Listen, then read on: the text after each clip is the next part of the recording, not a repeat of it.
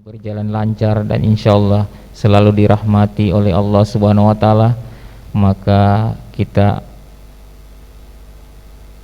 masuk ke pembacaan doa yang akan dibawakan oleh Bapak Nurse Takwin Escape MKes. Kepada Bapak kami silahkan. Bismillahirrahmanirrahim. Assalamualaikum warahmatullahi wabarakatuh. Sebelum kita berdoa, kami harapkan untuk menyimpan handphonenya. Mari sama-sama kita berdoa menurut agama kita masing-masing. Dan saya berdoa menurut agama Islam dan izinkan menggunakan bahasa Arab. A'udzubillahi minasyaitonirrajim. Bismillahirrahmanirrahim. Alhamdulillahi rabbil alamin. Hamdan yuafi ni'amahu wa yukafi'u mazidah. Ya Rabbana lakal hamdu kama yanbaghi li jalali wajhika wa azimi sultanik. Allahumma salli ala Sayyidina Muhammad wa ala ali Sayyidina Muhammad.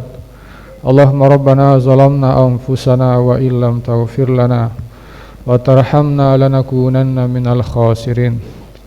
Rabbana ghafir lana dhunubana wa liwalidina warhamhum kama rabbawna shighara wa li jami'il muslimina wal muslimat wal mu'minina wal mu'minat al ahya'i minhum wal amwat innaka ala kulli syai'in qadir. Rabbana hab lana min azwajina wa dhurriyyatina qurrata a'yun waj'alna lil muttaqina imama. Allahumma ij'al ijtima'ana ijtima' mubarakan marhumah. Allahumma ahsin aqibatana fi umuri kulliha wa ajirna min khizyi dunya wa adzabil akhirah. Rabbana atina fid dunya hasanah wa fil akhirati hasanah wa qina adzabannar. Wa sallallahu ala nabiyyina Muhammadin wa ala alihi wa sahbihi wa sallam. Subhana rabbika rabbil izzati amma yasifun wa salamun alal mursalin walhamdulillahi rabbil alamin. Assalamualaikum warahmatullahi wabarakatuh. Ya, mohon maaf Bapak Ibu, teman-teman yang ada di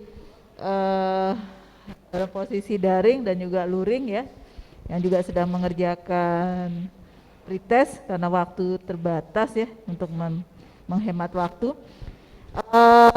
Jadi dadakan ini dari tim IPE ya.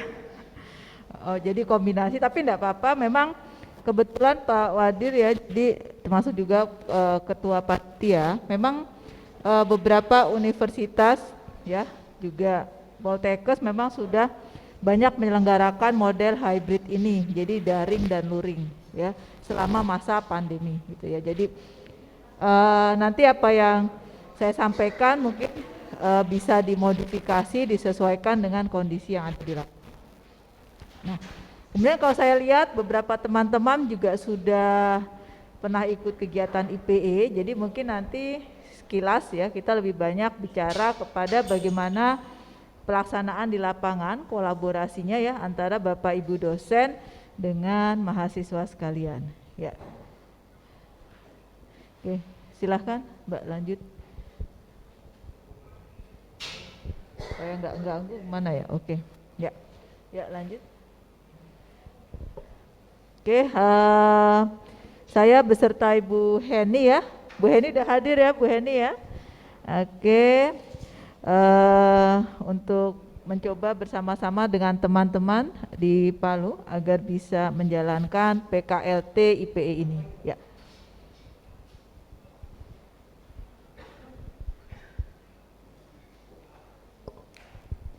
Terima kasih Mbak Petri.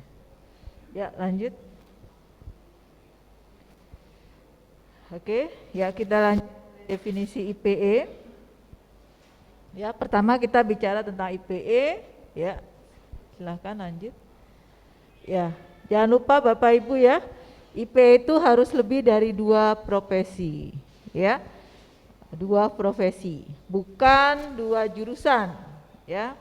Gitu, tapi 2 profesi. Keperawatan dan kebidanan, ya.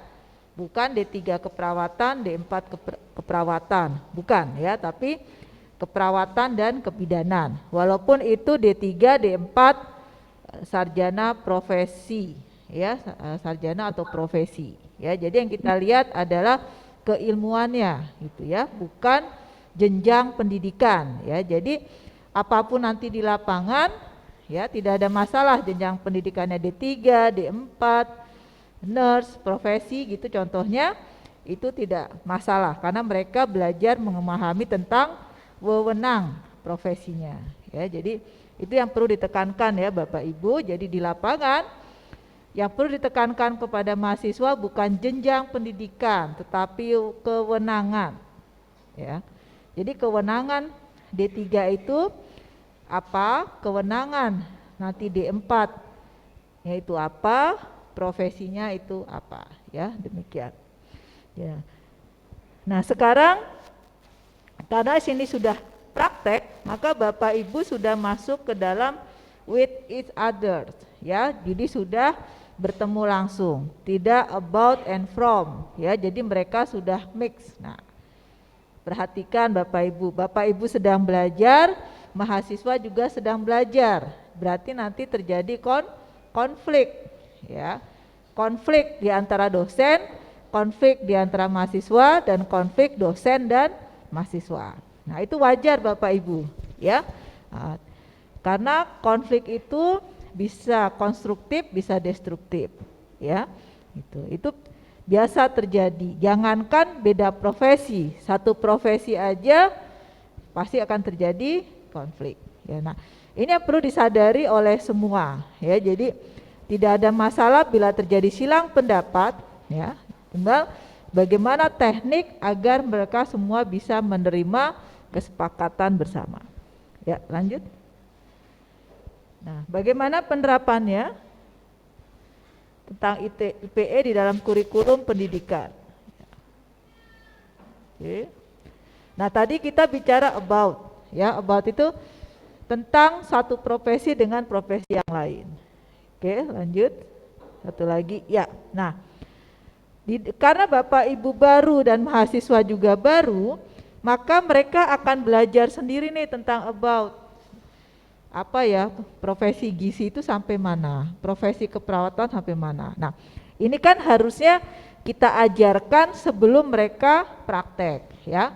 Mungkin nanti setelah ini teman-teman di Palu mulai merancang ke dalam kurikulum sehingga about dan from-nya sudah diajarkan di awal sehingga PKLT-nya itu benar-benar bisa berjalan mulus karena mereka sudah paham tentang profesinya dan profesi orang lain, ya, seperti ini. Nah, itu tentang about. Jadi baru bicara tentang nanti mahasiswa nih di rumah Bapak Ibu dosen bisa minta mereka untuk belajar. Kamu coba cari di internet profesi gizi itu pekerjaannya apa saja.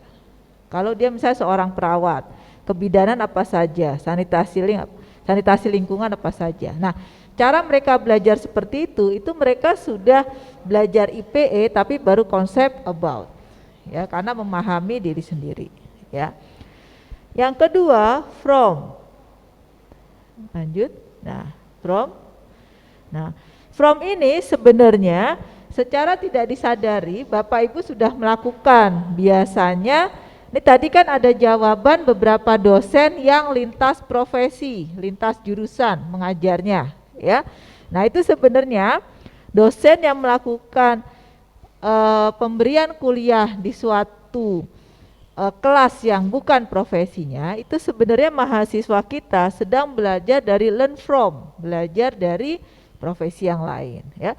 Sebenarnya kegiatan-kegiatan about dan from itu sudah ada dan dilaksanakan oleh Bapak Ibu, tetapi itu belum terstruktur di dalam yang disebut dengan kurikulum. Nah, jadi sebenarnya sedikit lagi aja gitu melangkahnya seperti itu. Bapak Ibu sudah membuat kurikulum tapi bukan mata ajar sendiri, tetapi terintegrasi di dalam beberapa mata ajar. Seperti itu. Ini from. Kemudian yang lanjut adalah with each other. Nah, di sini mahasiswa mulai bertemu. Nah, besok nih mereka bertemu, ya, baik secara daring maupun luring. Nah, pertemuan inilah yang semestinya harus kita fasilitasi jauh-jauh hari ya.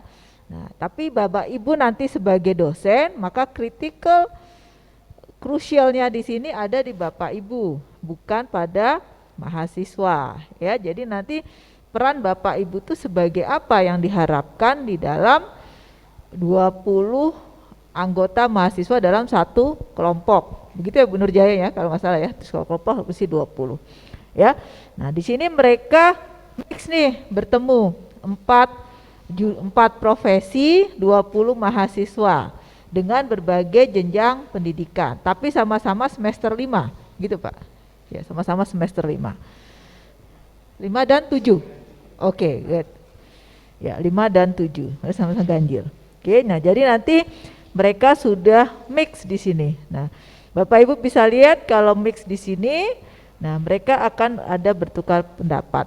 Maka besok hari Senin itu Bapak Ibu mahasiswa beserta SP itu pasien simulasi bertemu secara daring, luring membahas suatu kasus supaya mereka paham bagaimana penyelesaian masalah di lapangan. Jadi panitia sudah men-setting, jadi memang kesannya panjang Bapak Ibu, tapi memang ini sekalian pembelajaran buat Bapak Ibu dosen, mohon maaf juga sama mahasiswa tentang IPE secara tidak langsung sebenarnya ya. Oke, jadi kemudian lanjut. Nah, ini learn with each other-nya Bapak Ibu ya, besok mahasiswa kita 20 orang ini bertemu. Nah, bagaimana kita mengaturnya? Inilah peran Bapak Ibu sebagai tutor atau fasilitator ya, bukan sebagai expertise, bukan sebagai pakar, bukan sebagai supervisor, bukan sebagai clinical instructor dan seterusnya seperti di rumah sakit. Tapi tutor atau fasilitator. Artinya Bapak Ibu walaupun nanti kasusnya gizi, nah, kajur gizi mana kajur gizi? Nah Ibu nggak boleh memberikan ekspertisenya di kelompok gitu ya. Itu nanti diangkat di tempat yang lebih tinggi yaitu seminar seperti itu. Sanitasi lingkungan, di situ ada faktor air menyebabkan gangguan gizi.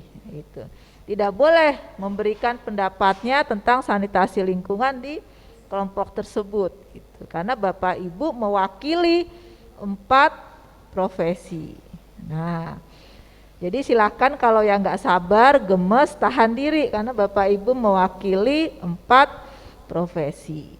Nanti ada pakarnya sendiri-sendiri. Nanti kalau tidak, nanti merasa yang lain enak ya, dia ada dosennya tuh, jadi tahu kita nggak ada dosennya gimana nih mau tanyanya. Nah seperti itu ya. Jadi ini pentingnya, jadi pentingnya peran Bapak Ibu dosen di dalam kelompok ini ya. Jadi teman-teman yang daring juga paham ya, jadi jangan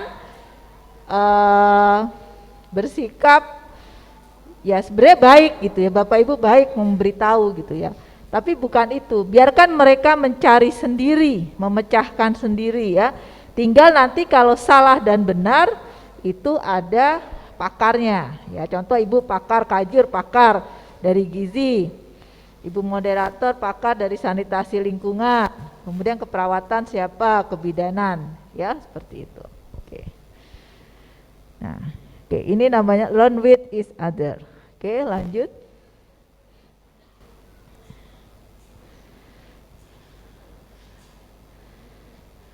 Nah, jadi inilah nanti yang akan diterapkan di PKLT Poltekkes Kemenkes Palu ya. Oke, sampai ini ada pertanyaan Bapak Ibu mengenai konsep IPE supaya sama-sama satu komitmen mengenai IPE. Gimana Bapak Ibu, ada pertanyaan? Silakan. Oke, Bu Nurjaya.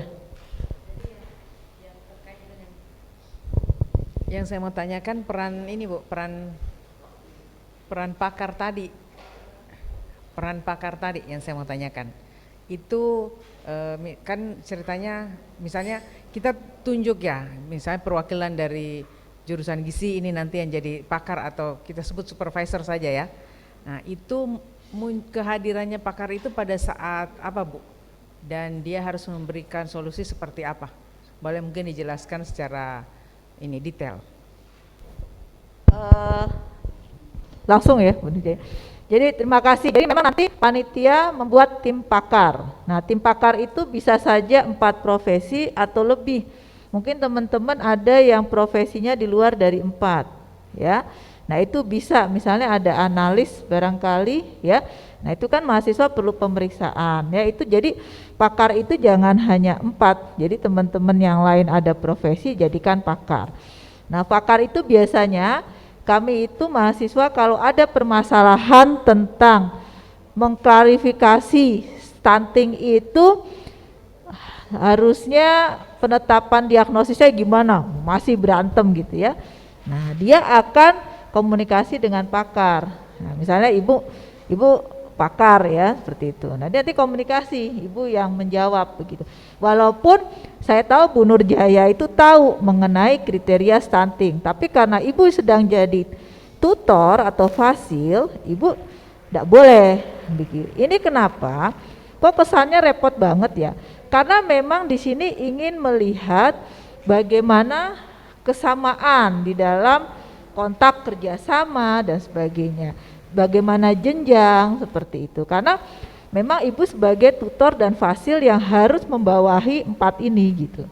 Walaupun tadi saya bilang saya yakin sekali ibu sangat expert definisi itu, tetapi ibu serahkan. Jadi ibu tinggal bilang oke, untuk kasus ini silahkan kamu kontak supervisor atau pakar untuk masalah ini. Nah jadi di dalam organisasinya Pak Ketua itu nanti ada pakar begitu ya. Nanti pakar secara in fisik tidak, jadi secara daring saja dia ada. Kemudian nanti terakhir adalah ketika seminar. Nah, itu. Seandainya ya, ini hanya mungkin bila ternyata pakar yang dihubungi ini sedang sibuk, sulit gitu misalnya ya. Nah, ketika Ibu Nurjaya ingin memberikan ekspertisenya, Ibu sampaikan dulu ke mahasiswa nih kelompok. Mohon izin ya, saya akan memberitahukan mengenai gizi. Saya bukan sebagai pakar dulu, saya izin dulu ya. Boleh tidak? Nah, seperti itu. Kelompok, oke Bu, gak apa-apa silahkan. Nah, kayak begitu. Jadi itulah di dalam dunia kerja. Jadi secara tidak langsung di sini memang kita mengajarkan mahasiswa pada konteks real di lapangannya seperti itu. Nah, oh Bu silahkan. Nah, Ibu berubah dulu nih jadi pakar. Tapi itu kalau memang diperlukan sekali. Nanti selanjutnya oke, ya udah ya sampai sini. Oke, saya sekarang jadi tutor lagi. Nah seperti itu. Jadi ada perubahan ya, kewenangan ya, seperti itu di dalam konteks ini. Jadi mahasiswa itu oh iya ya, Ibu memang sedang jadi tutor. Jadi saya nggak boleh pancing-pancing Ibu untuk mengasih tahu ilmu tentang gizinya seperti itu ya. Nah demikian, jadi pakar ada tapi daring aja, bukan biasanya daring, nanti tinggal hadir di, nah pakar tinggal tentukan waktunya, kan nggak mungkin kan 24 jam. Oke, Ibu akan standby waktunya misalnya di tanggal 9 jam 8 sampai jam 10 misalnya. Nah itu nanti yang tidak clear dicatat, nanti ditanyakan. Kemudian sanitasi lingkungan nanti pakarnya jam 11 available, bersedia untuk ditanya.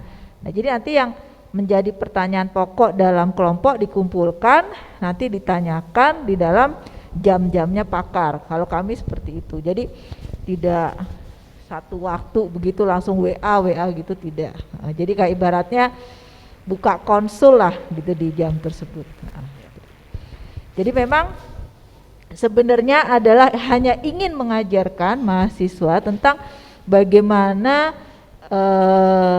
mekanisme bekerja di dalam kelompok itu ada hierarki ya, ada seperti itu. Jadi tidak semrawut gitu, seperti itu. Oke, demikian. Terima kasih Bu Nuri. Ada lagi Bapak Ibu pertanyaan? Yang daring juga boleh, silahkan. Jadi kami pembimbing sama sekali tidak boleh ini Bu ya, memberikan solusi keilmuan kami sesuai dengan keilmuan kami. Ya, hanya boleh Itu hanya haknya hak prerogatifnya ini pakar. pakar. Oh, iya, baik. Jadi pembimbing hanya mengarahkan, oh nanti ini kayaknya kurang data mungkin ya. Jadi kamu mungkin turun lagi seperti itu, atau coba diskusinya jangan terlalu banyak dari teman-teman ini, coba yang lain kasih masukan seperti itu, atau coba ditambahkan informasi mengenai seperti ini. Jadi benar-benar tidak menjurus langsung seperti itu ya, jadi supaya semuanya kelompok itu nyaman begitu. Dan Bapak Ibu tidak perlu khawatir ya, sekali lagi Bapak Ibu tidak perlu khawatir mereka tidak bisa menyelesaikan masalah. Mereka itu pasti bisa menyelesaikan masalah dan mereka banyak ide-idenya apabila Bapak Ibu banyak memberikan kesempatan mereka untuk melakukan eksplorasi dirinya seperti itu ya. Jadi tidak perlu takut menurut saya ya, pengalaman kita seperti itu. Mahasiswa kalau dengan profesi yang lain itu berjuang sampai titik darah penghabisan gitu ya, supaya bisa bersikap sangat profesional begitu tuh, biasanya seperti itu di dalam konteks IPE. Kalau biasanya diam gitu, nanti Bapak Ibu bisa melihat ya, mahasiswa ini biasanya diam tapi giliran dengan beberapa kelompok dia kelihatan gitu ya potensinya seperti itu. Ya. Oke, ada lagi? Bu, boleh silakan. kami yang Siapa dulu? Bapak, Ibu? daring?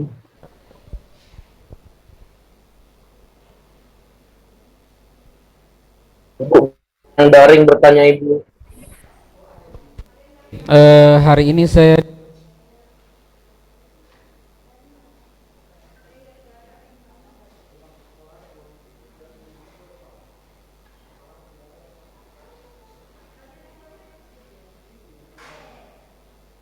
Mohon izin yang daring boleh bertanya. Pemimpinan sekretaris sudah kami berikan, dan itu memang yang disebut juga.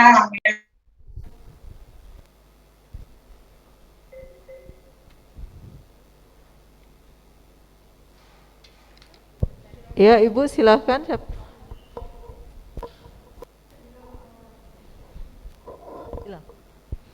Oke, mungkin Pak, siapa tadi?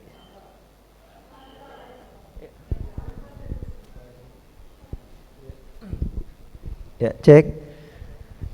Karena perkenalkan saya Ansar dari jurusan gizi. Karena ini masih dasar, jadi mohon maaf kalau saya mungkin bertanyanya masih dasar. Kebetulan istri saya bekerja di rumah sakit, Bu, sebagai ahli gizi di rumah sakit. Jadi kami sering diskusi tentang bagaimana dia bekerja dengan dokter, bagaimana dia bekerja dengan perawat atau dengan yang lainnya. Jadi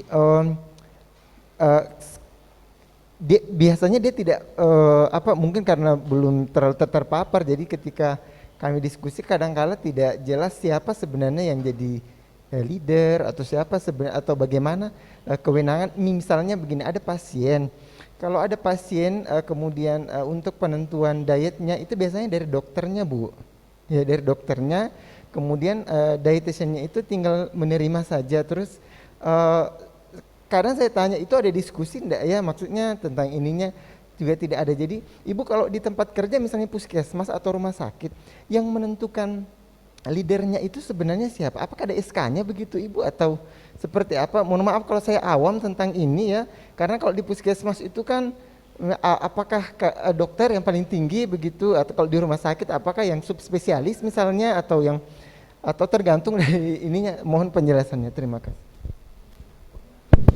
Oke, terima kasih. Jadi pertama yang terjadi adalah karena belum memahami tentang interprofesional, yang ada adalah multidisiplin. Nah, karena multidisiplin tadi seperti kayak dokter, dia langsung kasih aja diet sekian, kan gitu. Padahal tidak seperti itu kan. Pasti banyak teman-teman dari gizi yang mengatakan, kok sayang ya dietnya kok cuman ini, padahal harusnya seperti ini. Nah, itu yang terjadilah multidisiplin. Memang interprofesional itu belum masuk. Nah, itu masalahnya. Kalau nanti interprofesional udah masuk ya, dan dokter semua paham yang ada di rumah sakit, nah maka yang akan dilakukan adalah ini pasien ini gimana ya enaknya gizinya ya, nah biasanya begitu tuh. Nah, ini karena sifatnya multidisiplin jadi instruktur gitu kan, ya mohon maaf misalnya perawat tolong dong kerjain ini, nah kayak ibaratnya kayak pembagian tugas nih, si dokternya cuman bagi-bagi aja gitu ya. Nah itu yang disebut dengan multidisiplin. Nah, dan itu memang bertahap kita tinggalkan ya, makanya kita mulai di jenjang pendidikan. Jadi kalau nanti Mas sudah memahami tentang interprofesional, nah itu dibawa ke rumah sakit, nah itu akan berubah sedikit demi sedikit, tapi kejadian itulah multidisiplin. Kedua mengenai leader ya, ada dua hal leader di dalam interprofesional. Pemimpin grup, leader grup itu sendiri ya, satu, setiap grup harus ada leadernya. Yang kedua adalah leader kaitannya dengan penyelesaian masalah pasien. Nah, jadi yang bermasalah sekarang di kita adalah masih disease center, belum patient center. Nah, kalau sudah patient center itu udah nggak ada yang kejadian seperti tadi gitu ya. Ada adalah patient center itu pasiennya kenapa nih sekarang kan begitu. Contohnya pasien, kita bicara COVID lah, pasien COVID dengan intubasi, ya kan? Nah, COVID-nya udah selesai, kan tapi gejala sisanya masih ada, iya kan? Nah, kalau di dalam interprofesional, ketika dia COVID, oke, leadernya dokter, untuk pasien ya, perawat, ya, yang langsung. Ketika dia sembuh, nah dia kan harus pengembalian fisik supaya bisa bicara, kan begitu. Tapi secara klinis dia sudah sembuh. Nah, makanya leadernya adalah fisioterapi. Nah, setidaknya tim spesialis rehab medik dan fisioterapi begitu. Tapi kalau spesialis RM tidak adalah fisioterapi. Nah, dia jadi leadernya untuk kasus rehabilitasi pasca intubasi. Tapi kalau masalahnya adalah COVID terinfeksi, nah itu lain. Nah, jadi itulah yang disebut dengan patient center. Nah, kita itu masih disease center. Nah, kalau di luar negeri itu sudah patient center, jadinya pembayaran itu berdasarkan penyakit. Nah, itu yang dimaksudkan BPJS Cashmix nih nanti Bapak Ibu ya. Jadi nggak selamanya nanti dokter terus seperti itu. Ya kan, dari segi asuransi pembiayaan itu berat, padahal pasien udah fase rehabilitasi, ya kan? Tentu timnya bukan tim respirasi lagi, kayak tadi kan, COVID kan respirasi, tapi kalau sudah rehabilitasi, spesialis RM dan fisioterapi, contohnya seperti itu kan dua, yang lainnya tidak. Nah, gitu. Jadi demikian. Nah, itulah yang kita coba mulai dari pendidikan, Mas, untuk merubah ke sana. Tapi yang Mas hadapi adalah itulah konsep multidisiplin dan disease center. Nah, itu yang akan rubah. Ya. Oke, makasih. Ya, Mbak yang di belakang. Nah.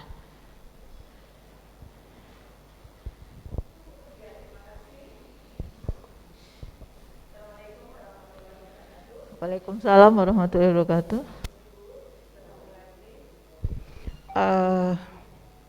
Terima kasih, kita di-refresh lagi dan mudah-mudahan ini bisa berkelanjutan. Jadi tadi sudah di-refresh kembali bagaimana kita nanti sebagai pembimbing atau fasilitator dan tim pakar. Dan memang kalau tidak langsung dipraktikkan tentunya tidak akan terjadi seperti itu. Sehingga pada kesempatan ini mungkin ada nanti kita main peran atau role play lagi hari Senin. Iya, seperti itu. Sehingga pada kesempatan ini izin untuk panitia nanti pertama Bu bisa dijelaskan ke kita kriteria untuk menjadi tim pakar seperti itu. Kemudian walaupun kita tahu dari disiplin ilmu, karena bisa jadi dan memang terjadi bahwa kita dosen nanti juga akan dipilih misal seperti itu. Sementara kita juga dipilih ada yang berperan sebagai fasilitator tadi.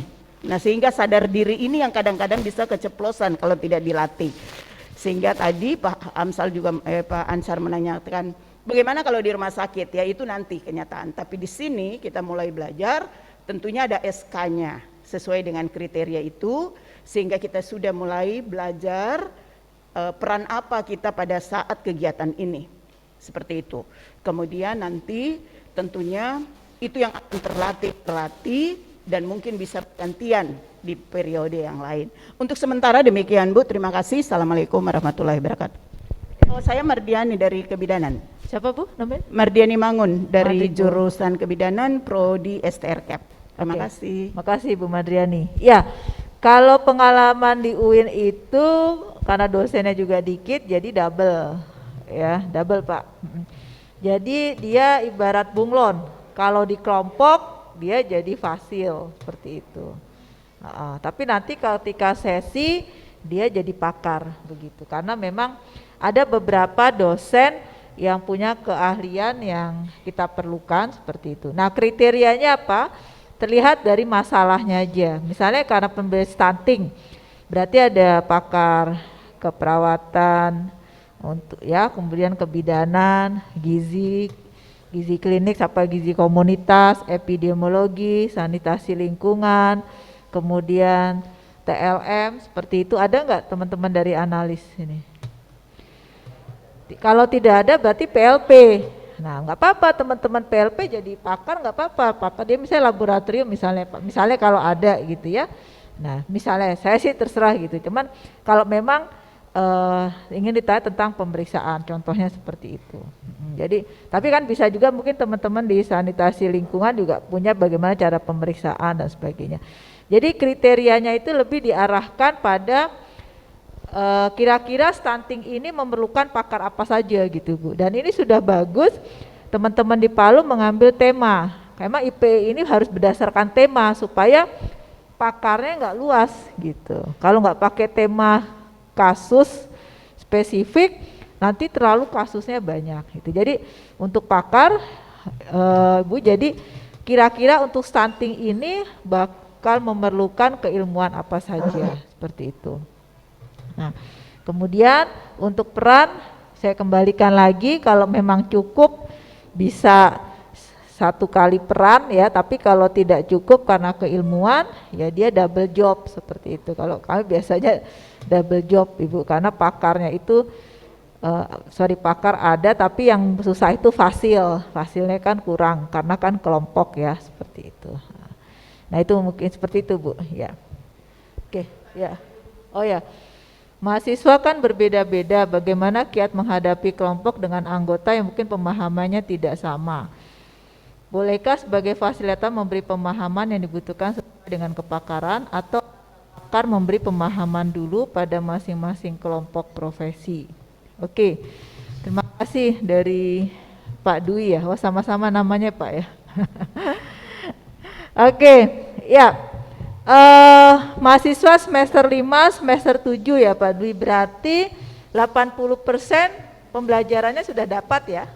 Oke, jadi sudah dapat. Nah, kita akan percaya bahwa mereka sudah mempunyai cukup ilmu sebagai seorang vokasi untuk lulusan D3, D4 atau profesi. Itu dulu Pak Dwi. Nah, permasalahan di dalam kelompok itu biasanya perbedaan pendapat. Nah, ini benar-benar fasil harus bisa melakukan tugasnya dengan baik supaya tidak timbul terjadi perbedaan pendapat. Ya, jadi kalau ada perbedaan pendapat, oke, kita catat dulu ya. Kemudian kita lanjutkan pada topik seperti itu. Jadi memang di sini peran dari pakar. Nah, kemudian ada ilmunya yang berbeda. Satu sama-sama stunting, tapi satu utara, satu selatan. Oke, enggak apa-apa.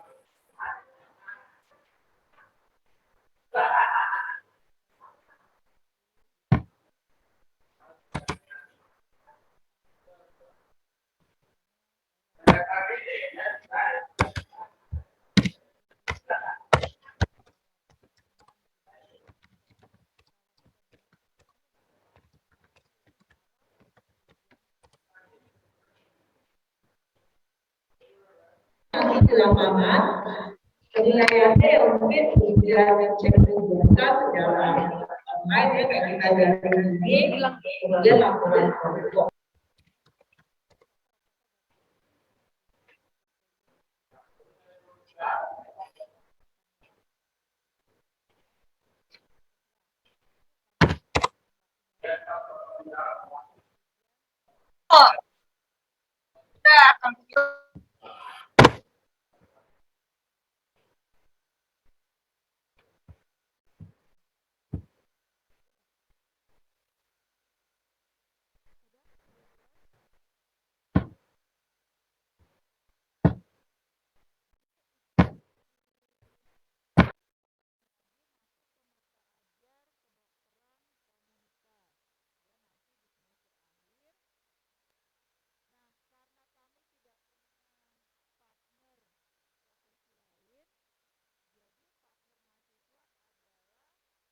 Puskesmas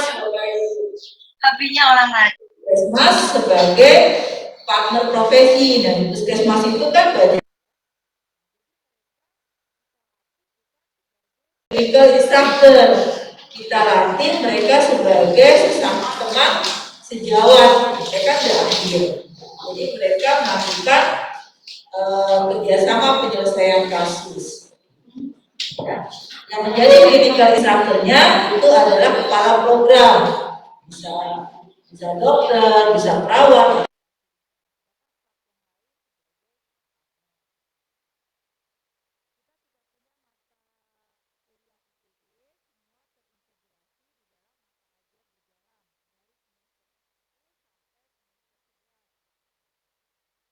Total itu 8 SKS kalau dihitung dari semester 1 sampai semester 11. Sebentar, 8 SKS itu karena tidak ada mata ajar, kami membuatkan surat pendamping ijazah, ya, sertifikat atau surat pendamping ijazah yang menerangkan tentang mata ajar kurikulum IPE sebesar 8 SKS. Nah, kemudian evaluasinya tadi karena satu rombongan hanya 30, satu rombongan, jadi kami ujiannya adalah ujian portofolio, yaitu ujian kasus tanya jawab langsung, satu mahasiswa 2 dosen.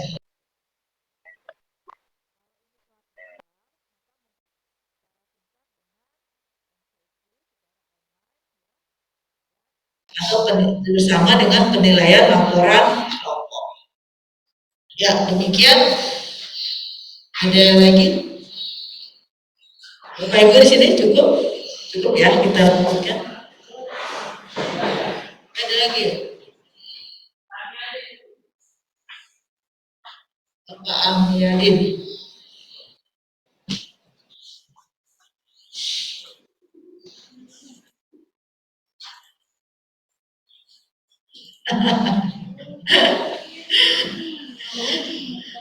Diketawa karena memang begitu, karena kebiasaan kita sebagai dosen itu nyuapin. Kita tidak pernah mengajarkan mahasiswa itu untuk self directed learning, mencari sendiri, memecahkan sendiri, kemudian kamu kasih tahu dong ke saya apa yang sudah kamu dapat. Itu sebenarnya yang harus kita ajarkan kepada mahasiswa gitu ya. Banyak pertanyaan Pak Miadin seperti ini, banyak di awal-awal kita seperti itu, apalagi dosen senior gitu. Aku ki kayak Prof Sarjono, aku ki neng kelompok iki kaya apa toh? Saya tuh di kelompok itu kayak bilang maaf kambing bengong gitu. Delo cuman lihat aja, wes seliweran karuan, maksudnya seliweran nggak jelas gitu kata dia, ilmunya nggak jelas kata dia gitu. Nah begitu, jadi memang tugas fasil itu seperti itu, mereka mencari, hanya ketika titik tertentu kita bantu. Oke, coba nanti kamu lihat, cari di Google itu dengan kata kunci ini dan ini, coba cari, apa yang ditulis di situ, bla bla bla bla. Nah, gimana pendapat yang lain? Nah, seperti itu, ya Pak Miadin. Jadi tenang saja Pak Miadin, tidak perlu khawatir, ya. Memang disinilah kita berperan untuk memfasilitasi banyak profesi yang berbeda, ya. Oke, terima kasih. Pertanyaan ada lagi? Iya Pak, bergaung ini Bu Heni.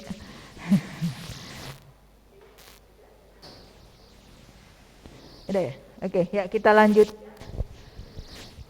Nah, IPE itu sekedar mengingatkan ada 4 domain ya Bapak Ibu. Ya lanjut. Domainnya adalah nilai etika dan interprofesi, peran dan tanggung jawab, komunikasi, dan kerjasama tim. Ya. Nah, disinilah sebenarnya nanti peran fasilitator Bapak Ibu. Ya, fasilitator Bapak Ibu benar-benar harus memperhatikan ya bagaimana etika mereka di antara profesi satu dengan profesi yang lain. Peran tanggung jawab, diingatkan mereka ya, apa tanggung jawabnya untuk gizi, sanitasi, keperawatan dan kebidanan di dalam kasus stunting keluarga A ya. Kemudian coba komunikasinya gimana? Nah ini komunikasi. Nah itu yang jadi peran fasil ini adalah pada 4 domain ini gitu. Coba kerjasama. Loh kok ini cuman kelompok ini aja sih yang gabung, yang ini tidak. Nah jadi besok teman-teman sebagai fasil ini fokus kepada 4 hal ini. Ya, etika, peran tanggung jawab, komunikasi dan kerjasama tim. Ya. Keilmuan serahkan kepada pakar. Ya, kita melatih mereka bagaimana mereka harus beretika baik sesama profesi maupun beda profesi. Mereka harus tahu peran dan tanggung jawab sesama profesi dan beda profesi. Komunikasi di antara profesi dan komunikasi antar profesi. Kemudian kerjasama tim. Ya. Jangan hanya karena 20, mohon maaf nanti mahasiswa yang banyak apa? Keperawatan? Hah? Oh gitu ya, nah kalau adil nggak apa-apa misalnya ada timpang berkelompok. Nah ini peran fasilitator ini jadi hati-hati, jadi jangan hanya berkelompok seperti itu. Nah mungkin cara yang mudah adalah kalau itu duduknya silang-silang ya, jangan di kelompok seperti itu. Kemudian pakaiannya ya, pakaiannya itu sama ya, jangan beda-beda warna, tapi saya nggak tahu ya mungkin apa tidak ya. Nah, tapi ya duduknya selang-seling seperti itu ya. Nah itu hal-hal strategi yang dilakukan oleh fasil. Karena memang krusial yang pertama Bapak Ibu itulah pertemuan pertama ya. Pertemuan pertama itu sangat canggung walaupun mereka satu gedung, walaupun sering ngelihat dia parkir di situ tuh di situ, tapi nggak pernah ngobrol. Nanti setelah itu kita bisa melewati, nah mereka menjadi lebih membaur secara natural. Nah itulah keberhasilan dari tugas fasilitator gitu. Jadi tugas fasilitator keberhasilannya itu adalah membantu mahasiswa mendapatkan kompetensi ini ya. Oke, contohnya seperti apa? Ya lanjut.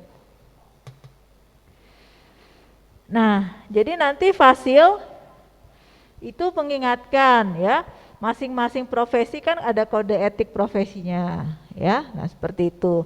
Tentu mohon maaf misalnya kode etik kebidanan mungkin tidak paham tentang kode etik gizi. Nah itu bisa saling sharing ya. Kemudian nilai etika pasien dan komunitas. Nah ini nanti kita ingatkan mahasiswa ya, ketika dia bertemu dengan pasien, bertemu dengan keluarga di lapangan, bagaimana dia berperilaku, berbahasa seperti itu ya. Kemudian juga saling menghormati. Nah saling menghormati ini juga dengan salah satu contohnya kebidanan ya.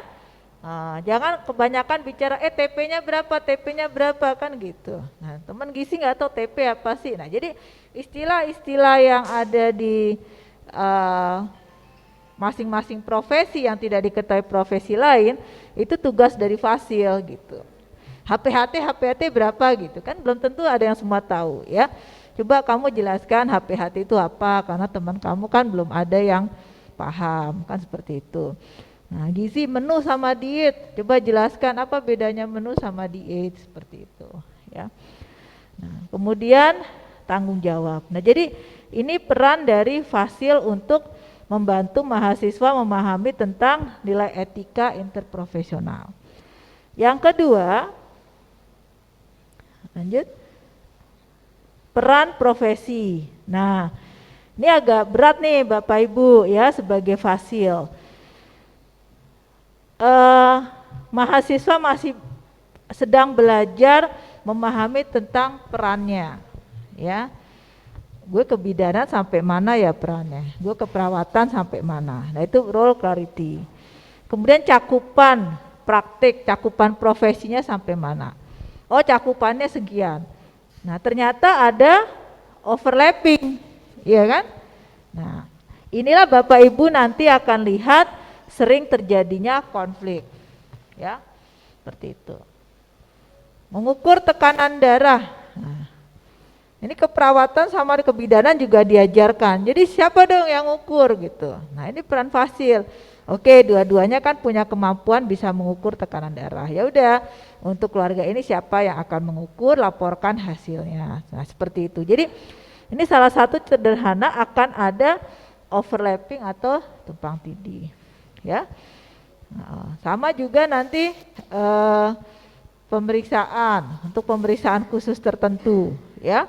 Nah, pemeriksaan air cuman bisa diketahui oleh teman-teman dari sanitasi lingkungan. Dia harus memberitahukan kepada 3 profesi itu bagaimana pemeriksaan air yang benar gitu, ya. Nah, ini adalah peran profesi. Yang ketiga adalah komunikasi. Nah, ini masalah komunikasi ini harus jelas, ya. Tadi saya katakan jargon itu jangan banyak digunakan, akronim-akronim yang tidak universal dibuat universal. Jadi kalau ada yang tidak tahu, tolong ditulis, dibuat, oh artinya ini, maksudnya ini, seperti itu. Kemudian cara bicara dari hanya 1 profesi menjadi 2 profesi. Nah ini Bapak Ibu harus bisa memahami ya, mahasiswa bayangkan dia ada di lingkungan misalnya keperawatan saja. Nah cara berpikir komunikasinya itu di keperawatan seperti itu.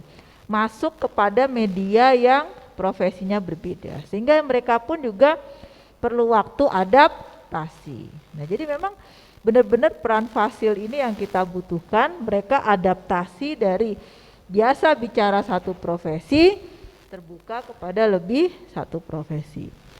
Nah kemudian paraverbal. Nah karena sedang pakai masker, paraverbalnya juga mengalami hambatan. Ya, dia bahagia atau tidak cuma bisa kelihatan dari mata. Nah ini juga menjadi komunikasi yang agak rancu Bapak Ibu. Tapi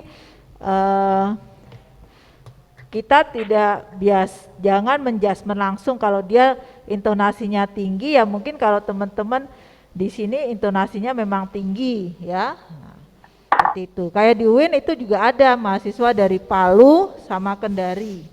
Itu kalau diskusi kelompok juga begitu, mudah tersinggung gitu dia karena nadanya tinggi gitu ya. Nah, dia harus buat pernyataan bahwa saya nada tinggi bukan saya marah gitu. Dia kasih tahu dulu gitu. Oh ya, ketemu dengan yang dari Jogja, dari Sunda ya, Garut, Ciamis ya. Garut, Ciamis itu ternyata lebih lembut dibandingkan Jogja ya. Seperti itu. Nah, itu unik. Nah, mudah-mudahan di sini karena sama-sama dari Palu semua jadi paham dengan intonasi seperti itu ya. Oke. Mungkin ini enggak jadi masalah, kalau kami menjadi masalah ini. Ya. Oke, yang terakhir adalah kerjasama tim. Nah, oke lanjut. Ya ini kerjasama tim. Nah di sini Bapak Ibu benar-benar melatih mahasiswa melakukan kolaborasi dan koordinasi. Biarpun hanya 1 keluarga, pasti masalahnya banyak. Nah ketika mereka bingung bagaimana melakukan koordinasi, nah Bapak Ibu boleh melakukan intervensi dalam hal, oke coba gimana kalau berdua ini kita bagi beberapa bagian karena masalahnya ini kan sangat banyak. Nah itu bisa seperti itu ya. Konflik, perdebatan. Nah selalu bilang bahwa perdebatan itu bukan konflik ya, ketidaksetujuan itu bukan konflik ya. Nah, itu perlu ditekankan. Jadi jangan nanti ada yang tidak setuju langsung diam ya. Nah, itu jangan sampai. Nah, inilah 4 domain yang menjadi tugas teman-teman sebagai fasilitator ya. Justru itu makanya tadi kenapa keilmuan ditarik ke pakar, karena peran teman-teman jadi fasil yang berat adalah memahami 4 hal ini: etika, peran profesi, komunikasi, dan kerjasama tim ya, seperti itu. Oke, untuk domain ada pertanyaan? Oke, silakan Bu Nurjaya. Ya, silakan. Ya, ini kan salah satu domain adalah jawab profesi, Bu. Nah, kebetulan di kuesioner yang kami kembangkan itu kan ada penilaian status gizi untuk ibu hamil, untuk remaja putri, untuk balita dan remaja putri. Nah, apakah berarti kompetensinya mahasiswa gizi? Jadi mereka yang melakukan pengukuran antropometri misalnya. Nah, apakah terkait dengan ini tanggung jawab? Apakah mahasiswa yang diberikan tanggung jawab terhadap kegiatan atau pengukuran tertentu untuk kepentingan kuesioner ini, instrumen penilaiannya, apakah dia harus menjelaskan kepada timnya supaya timnya juga membantu dia, atau bagaimana Bu dalam ini kaitannya dengan tanggung jawab profesi? Terima kasih. Oke, terima kasih. Untuk pengukuran antropometri misalnya gizi dan keperawatan juga ada ya. Nah, kita anggap bahwa yang melakukan pengukuran antropometri adalah mahasiswa gizi sebagai leadernya untuk pengukuran antropometri. Nah, ada 2 kelompok mahasiswa, misalnya satu kelompok, mohon maaf, misalnya sanitasi lingkungan, itu tidak belajar antropometri secara spesifik, ya. Nah, dia harus dijelaskan supaya dia bisa berkontribusi di dalam kegiatan tersebut. Nah, gitu. Jadi walaupun tanggung jawabnya di gizi ya, mahasiswa gizi, tapi mahasiswa gizi harus menjelaskan kepada 3 prodi agar mereka membantu gizi melakukan pemeriksaan antropometri. Nah, itu yang disebut dengan share knowledge, jadi berbagi pengetahuan, tapi tidak berbagi wewenang. Wewenangnya masih misalnya tetap gizi, seperti itu. Berarti tetap harus ada tanggung jawab untuk men-share, menjelaskan ya? Benar, iya. Oke, makasih Bu. Sama-sama. Oke, ya silahkan.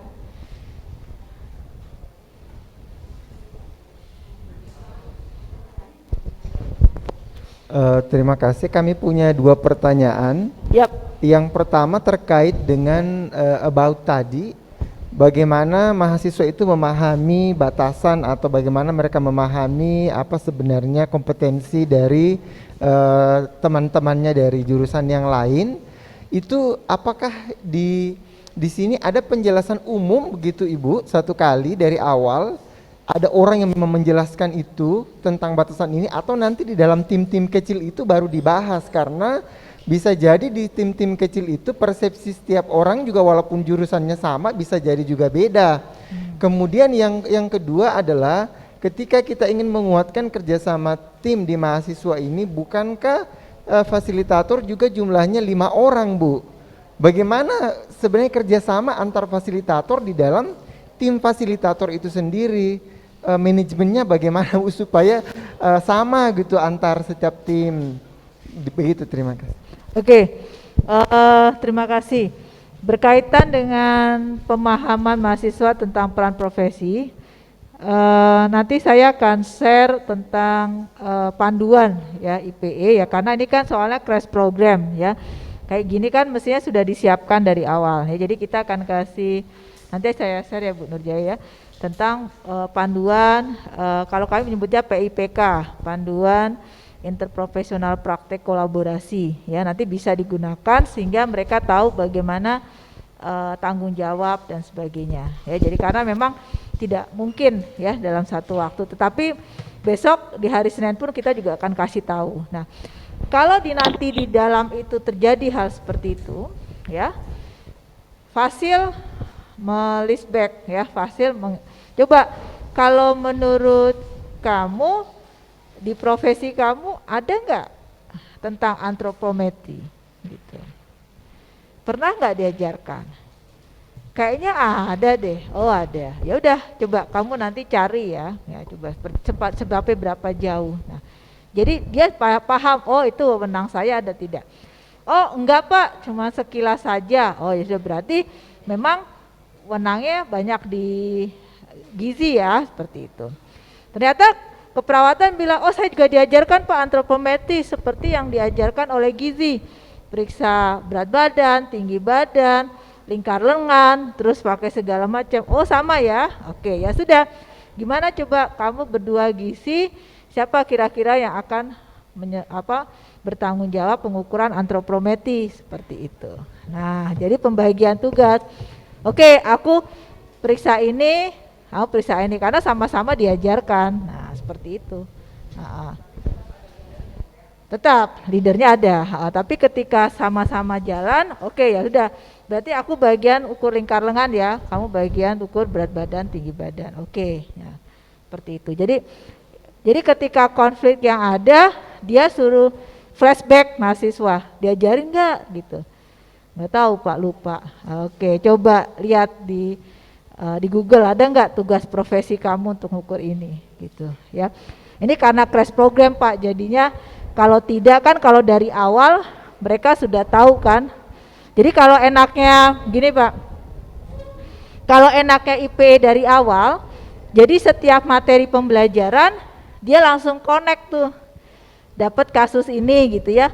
Oh iya ya, secara nggak langsung itu di dalam pola pikir dia tuh berubah gitu. Misalnya ini siapa lagi ya yang bisa ngerjain ini gitu. Kalau bahasa anak-anak gitu ya, mahasiswa kami tuh seperti itu. Jadi dikasih kasus ini, terus dia udah langsung nih, ini siapa yang biasa ngerjakan ini gitu. Jadi walaupun hanya tersirat di dalam pikirannya gitu, tetapi dia sudah aware nih, udah waspada bahwa kerjaan gini tuh ada nggak ya yang diajarin juga oleh profesi lain. Nah itu manfaat gunanya pembelajaran IPE itu secara berkesinambungan gitu. Ini karena crash program, ya nanti kita kasih. Nah yang terakhir tadi apa Pak? Aku lupa yang. Nah ini fasilitatornya ada 5. Tetap fasilitator tuh ada leader. Nah ya ada leader. Walaupun Anda konflik apapun ya, tetap keutuhannya itu ada di depan mahasiswa. Nah seperti itu ya. Dan juga fasil di sini jangan dominan juga ya, seperti itu. Jadi fasil pun membagi peran ya. Mungkin ada yang perannya bicara tentang konteks tadi domain gitu ya, kerjasama atau apa fokusnya, atau tentang pemecahan masalah teknik gitu ya, lebih fokus, atau bagaimana pendistribusian. Jadi teman-teman fasil sendiri pun berlima juga membagi diri terhadap tugasnya gitu, bukan hanya mohon maaf datang hanya mendengarkan tanpa suatu perencanaan seperti itu. Nanti jadinya kita yang ditonton mahasiswa. Ini kasus benar Bapak Ibu, kami bertiga itu ada kan, kalau kami bertiga Pak gitu, datang nggak bawa apa-apa, nimbrung kepancing sama diskusi mahasiswa kan gitu. Mahasiswa kan teorinya ajaib kan gitu. Mahasiswa teori ajaib, kita banyak yang lupa kan gitu, kepancing tuh Pak. Jadi mahasiswa yang bingung lapor ke PJ, dok kayaknya kelompok kami fasilnya jadi diskusi sendiri. Nah kalau mahasiswa sudah bilang diskusi sendiri, itu artinya berantem Bu ya. Berantem itu maksudnya. Jadi mahasiswa ngeliatin aja itu fasil bertiga. Nah jadi Bapak Ibu yang kelompoknya ada 4 atau 5 bikin planning dulu, nanti di kelompok itu kita mau ngapain gitu, seperti itu. Nanti kan itu pertemuan banyak ya. Oke hari ini saya akan fokus bicara ini mahasiswa. Jadi benar-benar seperti itu. Nah jadi memang ini bagus tekniknya. Bapak Ibu pun juga belajar nih sebenarnya. Maka ini salah satu yang bagus, mahasiswa belajar, Ibu belajar. Tapi jangan sekali-kali masuk tanpa planning ya Bapak Ibu, nanti kepancing gitu. Kita udah sering kok kayak gitu ngeliatin. Pokok fasil yang nggak ada perencanaan masuk ke diskusi IP ini kepancingnya seperti itu. Karena mahasiswa sekali lagi ilmunya ajaib. Bisa ajaib benar, bisa ajaib salah, tapi masuk logika gitu. Ya. Tapi itulah asik IP. Jadi sekali lagi itu Pak. Jadi saya cuma kesimpulan seperti itu untuk 5 fasil ya, harus ada planning, perencanaan. Ya. Oke. Oh ya, silakan Ibu.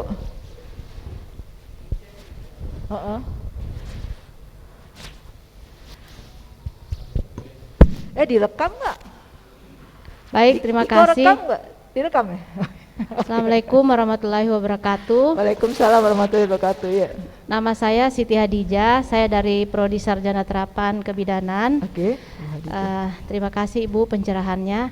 Yang ingin saya tanyakan pada kasus-kasus kegawat daruratan, bagaimana implementasi IPA, kemudian peran sebagai pakar, kemudian peran sebagai fasilitator.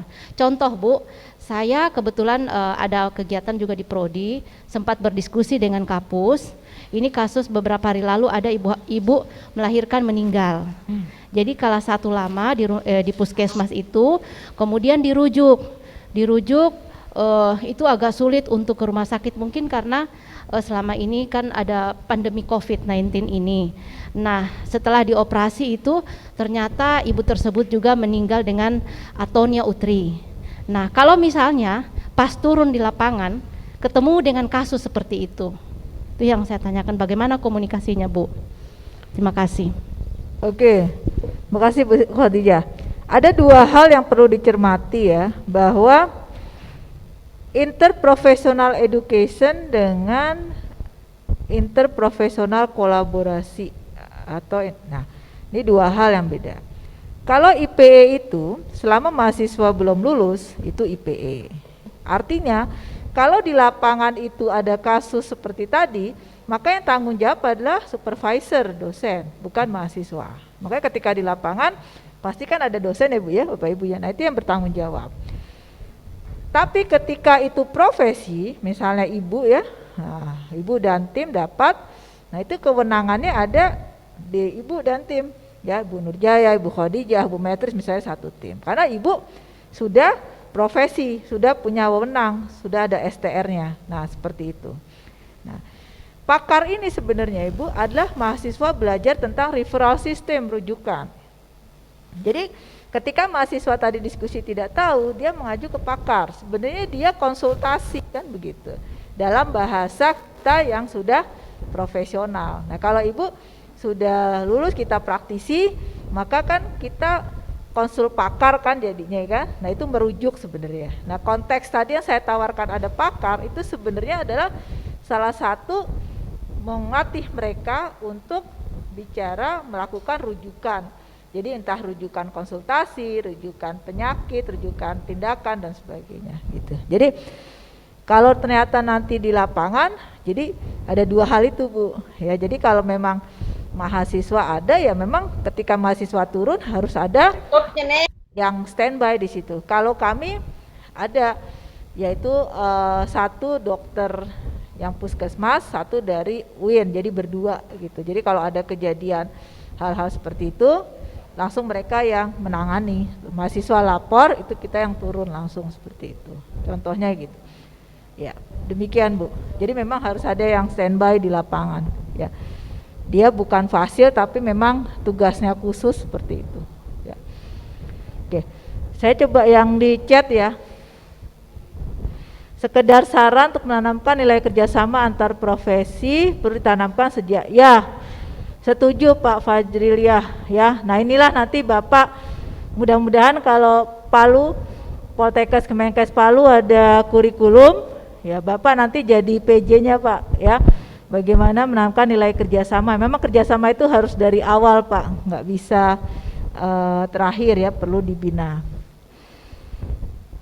Oke, pengambilan formatnya nanti Bu di Pak Dwi di belakang kita sudah ada, kita siapkan ya Bu Nurjaya ya.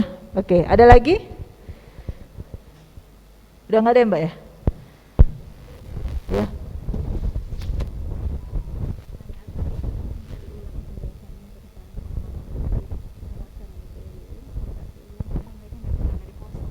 Oh, gitu. Pelaksanaan di UIN. Oke, saya mengulang jawaban ya. Mohon izin Bapak Ibu yang di ruangan. Jadi di UIN itu pelaksanaan IPE-nya itu dimulai dari semester 1 sampai semester 11. Prakteknya seperti PKLT ini adanya di ujung Bapak Ibu ya, di kedokteran komunitas, yaitu di semester 10 atau 11. Karena seperti pertanyaan tadi dengan Pak siapa di rumah sakit, itu rumah sakit belum siap penerapan IPE. Jadi IPE-nya itu masih di komunitas ya. Sedangkan kesehariannya itu masuk ke dalam setiap mata ajar. Contohnya ya Bapak Ibu, misalnya diskusi, ada pasien dengan TBC. Nah, nanti mahasiswa itu sudah membahas bagaimana minimal kita kasih 5-7 profesi Bapak Ibu. Jadi mereka harus menelaah 5-7 profesi. Dokter, perawat, bidan, gizi, analis, farmasi, seperti itu. 5-7 profesi. Nah, itu pembahasan sifatnya diskusi di kelas ya. Kemudian di simulasi itu kami punya sama seperti emergensi Bu Khadijah ya, kita punya modul emergensi. Nah, emergensi itu simulasi IPE-nya ya. Simulasi IPE. Nah, sekali lagi Bu Khadijah, karena kami tidak punya mahasiswa keperawatan ya dan profesi yang lain karena sendiri, jadi kami menyulap ya teman-teman yang sudah perawat yang kita butuhkan menjadi partner ya, partner mahasiswa seperti itu. Jadi kita latih mereka seolah-olah partner tapi bukan senior, junior senior seperti ya, tapi partner karena kami tidak punya teman profesi yang lain. Andai pun ada, waktunya nggak kena, waktunya nggak klop ya. Jadi kami mengembangkan itu. Terus itu kami lakukan, tapi tidak semua mata ajar Bapak Ibu. Paling satu semester itu dua pertemuan, satu pertemuan seperti itu. Jadi nggak semua ya. Sorry. Itu mungkin sudah jelas. Ada lagi?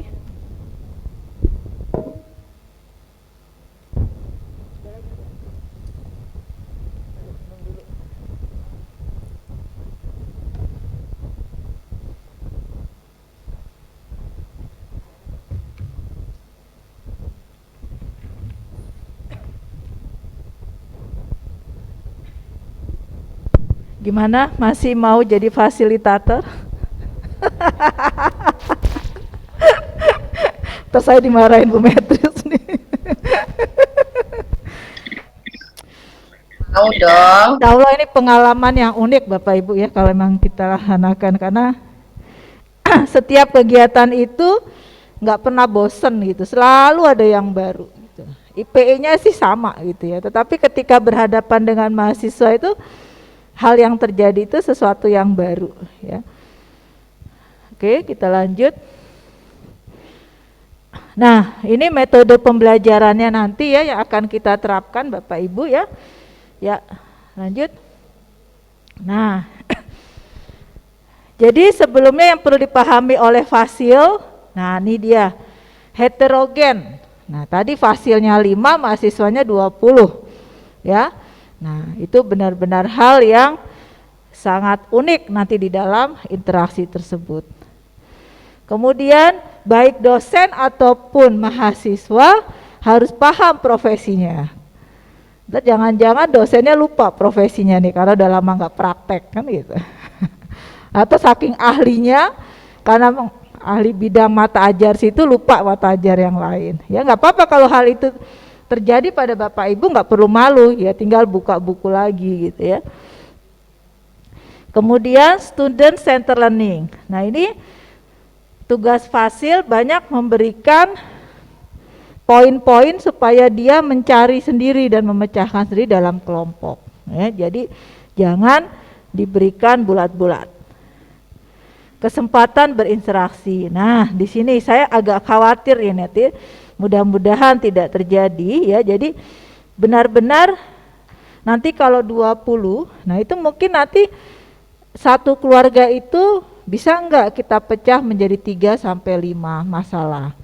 Ya, misalnya satu keluarga ada berapa keluarga, mungkin ada masalah ibunya, masalah bapaknya, masalah lingkungan, masalah di komunitas. Nah, itu nanti masing-masing bekerja menyelesaikan masalahnya sendiri-sendiri, kemudian bergabung. Itu juga bisa ya, karena ini 20 orang, kalau bicara semua terlalu banyak. Nah, itu jadi nanti bisa kita lihat masalahnya ada berapa gitu. Nanti setiap kelompok kecil membahas satu masalah gitu, yang terdiri dari berbagai profesi. Nah, itu berarti nanti masing-masing fasil bisa memegang satu sub masalah. Nanti kita lihat ya di belakang.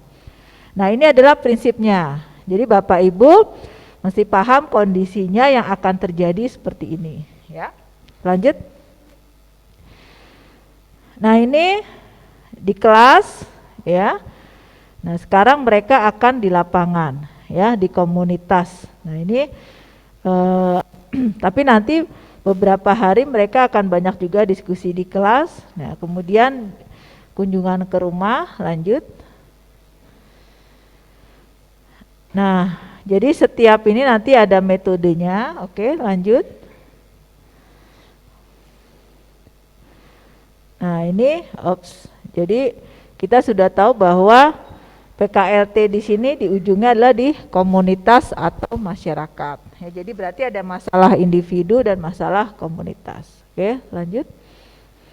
Nah, karena ini lagi kondisi pandemi juga, jadi fasil bisa memanfaatkan pembelajaran secara sinkronis atau asinkronis. Jadi menggunakan video conference seperti itu di dalam diskusi. Ya, itu bisa dijadwalkan.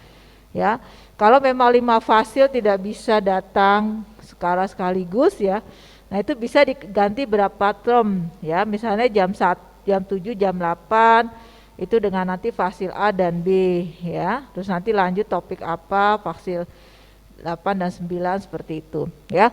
Karena saya menyadari kemungkinan datang 5 dalam satu waktu itu juga ada kemungkinannya kecil Bu Metris ya, pasti akan ada 2, 3 seperti itu pengalaman kita aja, yang 3 aja ngumpul 3 bareng aja itu jarang gitu ya, seperti itu. Tapi bagi kita nggak masalah, yang penting bahwa mereka bisa melakukan perannya seperti itu ya, karena untuk 5 sekaligus tuh kadang-kadang belum tentuan Bu gitu, kecuali kalau di lapangan ya, kalau di lapangan memang bisa sekaligus, tapi kalau diskusi itu kadang 2 seperti itu. Nanti mungkin kita bisa bicarakan komitmennya bagaimana. Oke, lanjut. Nah, ini self directed learning ya, benar-benar mahasiswa diberi kesempatan untuk belajar mandiri ya, diberikan mereka tugas menyelesaikan masalahnya dalam masalah pasien atau keluarga dengan pengetahuan, dengan mencari sumber-sumber belajar secara mandiri. Kalau memang tidak tepat sumber belajarnya, Bapak Ibu bisa arahkan ya. Lanjut.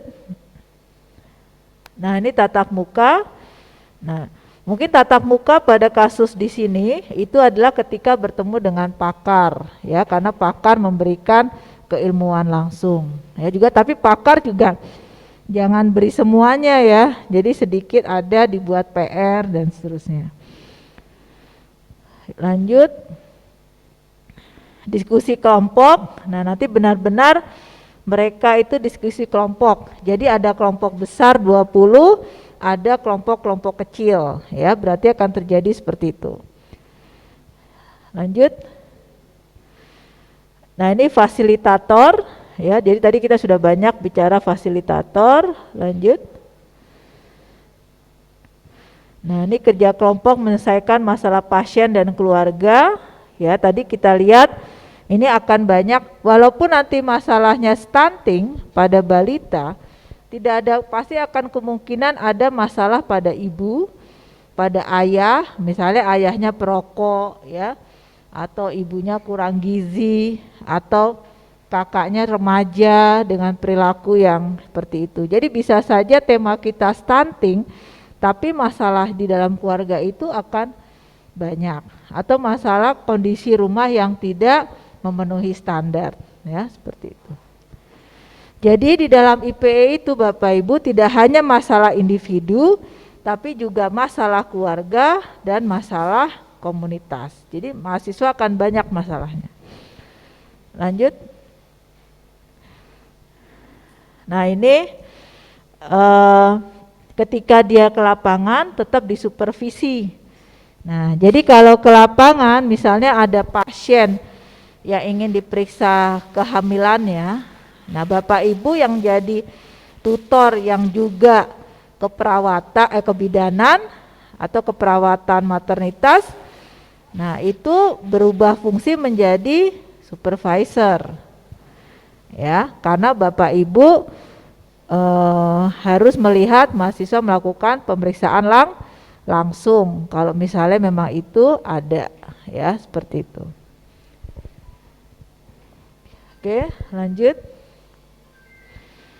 Ya, demikian jadi benar-benar dimanfaatkan metode daring ya Bapak Ibu, kemudian dibuat sub-sub kelompok kecil ya, sehingga akan nyaman di dalam diskusi. Kemudian yang ketiga bahwa masalah itu bukan hanya masalah individu, tapi juga masalah keluarga dan masalah komunitas. Oke, ada pertanyaan mengenai metode? Ya silahkan Ibu, bisa dibantu mic-nya ya.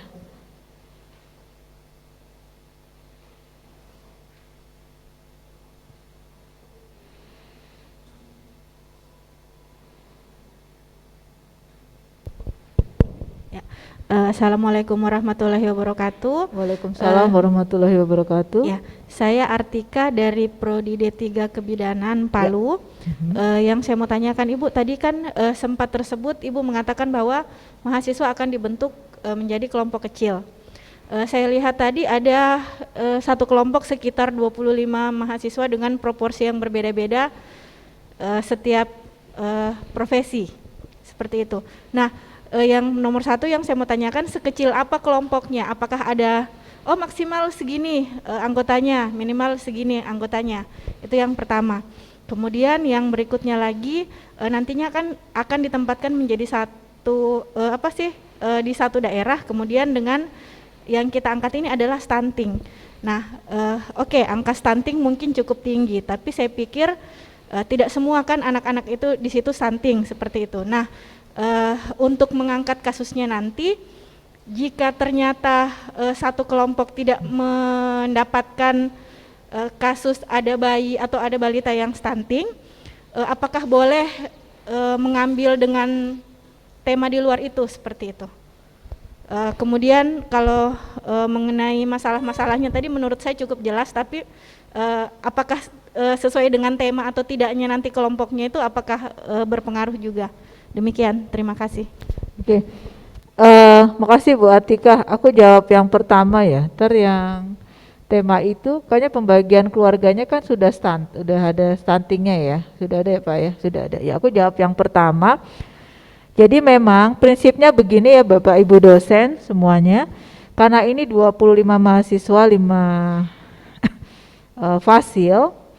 Jadi kelompok kecil itu minimal ada 2 profesi ya, minimal ada 2 profesi. Jumlah mahasiswanya diskusi yang bagus itu antara 5 sampai 10 ya, jadi bisa saja Ibu Atika kelompoknya kalau mau dipecah jadi 3 atau 4 gitu ya, tergantung kasus, tapi seperti itu baru nanti mereka melebur kembali ya menjadi kelompok besar seperti itu. Jadi tujuan pembagian kelompok, tapi tetap pembagiannya itu bahwa di dalamnya itu minimal 2 profesi. Nanti kalau ternyata kelompok kecil tersebut 2 profesi butuh profesi yang lain, nanti profesi yang lain itu ya tinggal pindah aja sebentar menjelaskan, jadi seperti itu. Nah demikian Bu, jadi minimal ada 2 profesi dan diskusi itu 5 sampai 10 ya, seperti itu. Oke, untuk kasus gimana panitia? Silakan nih Bu.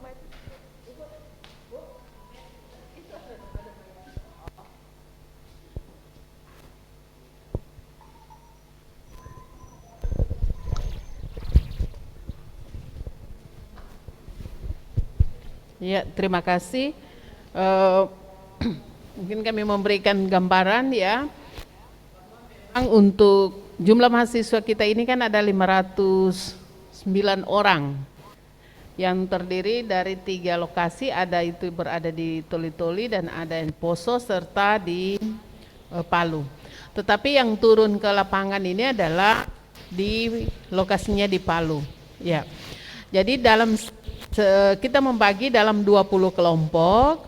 Dalam setiap kelompok itu kurang lebih ada 25 orang, dan di dalam setiap kelompok itu ada profesi, ada dari kebidanan, keperawatan, counseling dan juga gizi. Ya, keperawatan dan kebidanan itu ada juga yang dari Poso dan juga dari Toli-Toli, itu sudah digabung. Kemudian keluarga yang diambil itu adalah di Desa Bale, itu sudah disiapkan juga 20 keluarga. Yang keluarga beresiko sesuai dengan yang ada di dalam panduan. Jadi nanti setiap kelompok ini hanya akan mewawancarai satu keluarga saja yang sudah disiapkan dalam kategori beresiko tadi. Kemudian yang akan turun itu adalah 100 orang mahasiswa. Jadi itulah nanti yang akan ikut kegiatan di hari Senin dan hari Selasa. 100 orang itu terdiri dari 20 orang dari counseling, 20 orang dari gizi, 30 orang dari kebidanan, 30 orang dari keperawatan. Mereka inilah yang disiapkan dan mereka ini nanti yang akan turun melakukan pengumpulan data di keluarga itu. Adapun teman-teman yang lain di dalam kelompok itu mereka akan berdiskusi atau mengikuti secara daring. Ya, jadi kita juga tim dosennya ini nanti dibagi kelompok juga Ibu Artika, 20 kelompok juga. Ya, di dalamnya ada juga dari dosen gizi, kebidanan, counseling dan seterusnya. Jadi dosennya ini juga berkolaborasi nanti nih ya. Ya, mungkin itu penjelasan untuk sementara ya. Terima kasih. Ya, Bu Atika, jadi nanti penjelasan rincinya ada di belakang. Jadi mahasiswa yang posisinya luring itu ada 5 berarti satu kelompok ya. Jadi sisanya itu daring. Ya, jadi berarti nanti kelompok-kelompok kecil itu mungkin ada yang di dalamnya ada yang satu luring, jadi seperti itu. Nanti bisa dikaji lanjut. Tapi yang jelas bahwa keluarga itu memang sudah positif ada risiko stunting ya. Oke, lanjut. Jadi ini peran dosen tadi sudah dijelaskan ya, lanjut. Nah, ini peran dosen ya, fasilitator ya. Nah, seorang fasilitator itu tidak perlu seorang yang expert ya, cukup S1 aja dia bisa ya. Nah, seperti itu. Ya, jadi fasilitator itu tidak perlu harus seorang dosen S2 atau apa, tetap dia S1 yang penting sudah pelatihan fasil ya. Jadi mungkin ke depannya nanti kalau tim panitia kekurangan fasilitator dosen ya, bisa menggunakan fasilitator lain yang dia S1 ya, seperti itu kita latih sebagai fasil ya. Nah, itu justru fasilitator yang baik itu dia tidak punya background berkait ya. Jadi misalnya dia backgroundnya bukan perawat, bukan kebidanan, pokoknya bukan stunting, ya nggak tahu, itu malah justru dia terkadang lebih bagus gitu ya, seperti itu, karena dia berkembang terus. Tapi fasil yang sesuai keilmuan bisa berkembang asal dia ya benar-benar fungsi sebagai fasilnya itu jalan ya. Mahasiswa nggak akan berkembang kalau Bapak Ibu terlalu banyak memberikan keilmuan ya, dia nggak akan berkembang gitu. Jadi jangan dikira dengan banyak diberikan ilmu dia makin besar, justru enggak. Penelitian kita tidak seperti itu ya. Kemudian yang kedua, pakar narasumber. Nah, ini di sini fungsinya pakar ya. Nah, itu nanti mahasiswa diberikan kesempatan bagaimana pakar menjawab pertanyaan-pertanyaan yang belum jelas ya, menjadi konflik di dalam kelompok ya.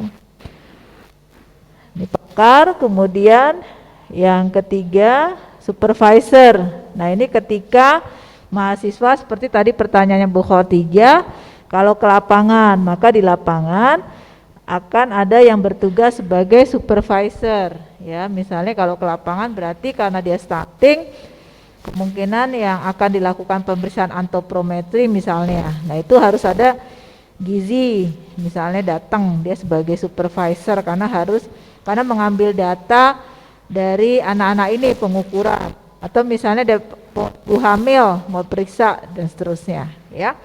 Nah, ini harus ada di daerah tersebut 20 keluarga itu ada supervisor yang bertugas ya, 1 orang. Oke, ini tugas dari dosen ya. Oke, lanjut. Oke, ada pertanyaan mengenai ini? Cukup jelas ya Bapak Ibu, Cetik, ada nggak Mbak?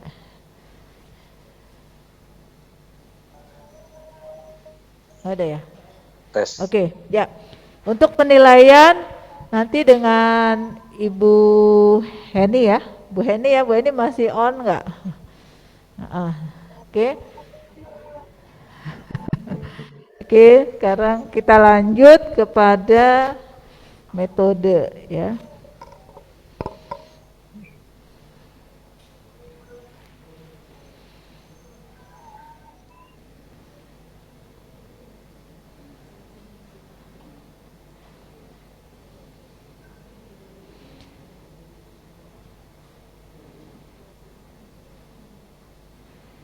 Oke, kita masuk ke rencana pelaksanaan.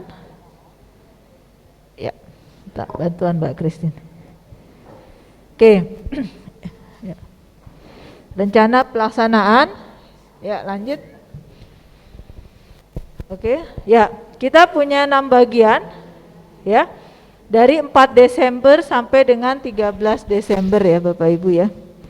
Cukup lama dan terima kasih Bapak Ibu sudah bisa hadir di waktu hari liburnya ya, hari Sabtu. Jadi hari ini kita pembekalan dosen ya, mengenai prinsip peran dosen ya, dan cara penyelesaian masalah secara IPE. Nanti habis ini penyelesaian masalah secara IPE. Tanggal 6, Bapak Ibu dosen beserta 100 mahasiswa ya, beserta 10 SP Probandus akan melakukan simulasi ya dalam kelompok, begitu ya Bu ya? Benar ya? Jadi tanggal 6 Desember. Jadi satu kelompok 5 mahasiswa ya. Nah, karena dosennya ada 5, jadi kita mencoba berembuk ya, dosen dan mahasiswa berembuk. Jadi besok itu setiap kelompok kita berikan satu masalah, satu kalimat ya. Nah, silakan masalah itu Bapak Ibu buat sehingga bisa menjawab informasi-informasi dari SP ya, dari Probandus tadi. Sama seperti panitia sudah menyiapkan 20 keluarga yang punya resiko stunting ya. Nah, di sini apa saja pertanyaan tentang stunting tersebut. Nah, tapi kalau besok simulasinya kita masalahnya bebas, tapi Bapak Ibu beserta mahasiswa berdiskusi pertanyaan apa saja untuk menjaring jawaban dari SP. Anggap saja SP ini adalah kepala keluarga atau ibu rumah tangga ya. Nah, itu kita besok ke hari Senin. Nah, tanggal 7 itu ada pembekalan tentang penanggulangan stunting, penggunaan kuesioner dan evaluasi ya, hari Selasa. Nah, tanggal 8 itu adalah pertemuan pertama antara Bapak Ibu dosen ya dengan 100 mahasiswa luring dan 400 mahasiswa daring. Itu ya Bu ya? Benar ya, hari Rabu ya? Ya, oke. Jadi untuk persiapan ke lapangan. Disinilah mempraktekkan hasil simulasi dengan diberikan trigger keluarga. Nanti kita berikan keluarga data singkat ya. Kemudian kuesioner, nah dibuat teknik bagaimana cara pengambilan data ya. Kemudian pengumpulan, pertanyaan, siapa yang bertanya, karena 20 orang tadi mengamanatkan 5 orang tadi ya Bapak Ibu ya, 20 orang dari mengamanatkan 5 orang tadi untuk melakukan anamnesis kepada satu keluarga. Nah ini teknik yang bagus bagaimana secara tidak langsung mahasiswa itu belajar ya, membawa suatu misi dari kelompok yang tidak hadir untuk kepentingan kelompok ya, seperti itu. Jadi banyak hal yang bisa dipelajari di sini. Nah, itu tanggal 8. Dan termasuk di sini dosen juga mempersiapkan. Dosen juga turun ke lapangan atau cuma sebagian, Bu? Rencananya. Oh, oke, ya udah, oke. Ya. Oke, kita anggap ada perwakilan dosen yang ke lapangan, kita anggap seperti ya, 5-5-nya tidak, tetapi diskusi daring ada.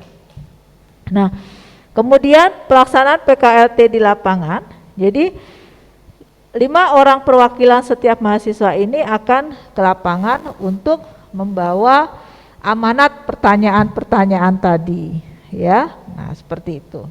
Untuk bertemu dengan keluarga. Nanti tekniknya ada simulasinya. Kemudian membahas diskusi ya. Kemudian nah, ada 2 hal setelah dia menyelesaikan masalah, ada juga bentuk intervensi. Ya, jadi Bapak Ibu dosen, produknya adalah kegiatan ini adalah sebuah produk. Produk itu bisa video ya. Bisa video untuk keluarga tersebut ya.